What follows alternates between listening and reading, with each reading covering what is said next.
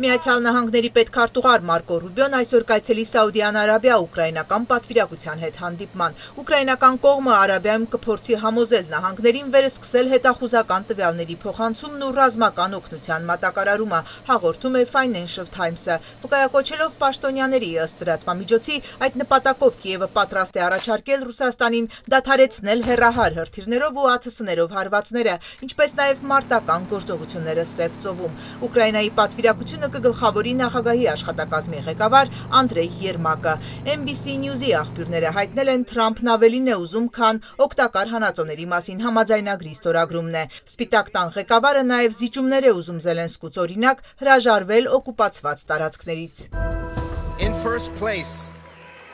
the next Prime Minister of Canada, Mark Carney. Կանադայի բանկի նախկին կառավարիչ Մարկ Քարնին կփոխարինի Ջասթին Թրյուդոյին երկրի վարչապետի պաշտոնում։ Քարնին կիրակի ընտրվել է Կանադայի իշխող լիբերալ կուսակցության առաջնորդ։ Հունվարի սկզբին Թրյուդոն հայտարարեց 9 տարվա ղեկավարումից հետո մտադիր է հեռանալ վարչապետի եւ իշխող լիբերալների առաջնորդի պաշտոնից, սակայն կշարունակի պաշտոնավարել այնքան ժամանակ, քանի դեռ կուսակցությունը փոխարինող չի ընտրել։ 59-ամյա Քարնին հավաքել է ձայների 86%-ը, հաղթելով ֆինանսների նախկին նախարար Քրիստիա Ֆրիլենդին։ Քարնին հայտարարել է ինքը լավագույն դիրքերում է կուսակցությունը վերակենդանացնելու եւ Թրամփի հետ առևտրային բանակցությունները վերահսկելու համար։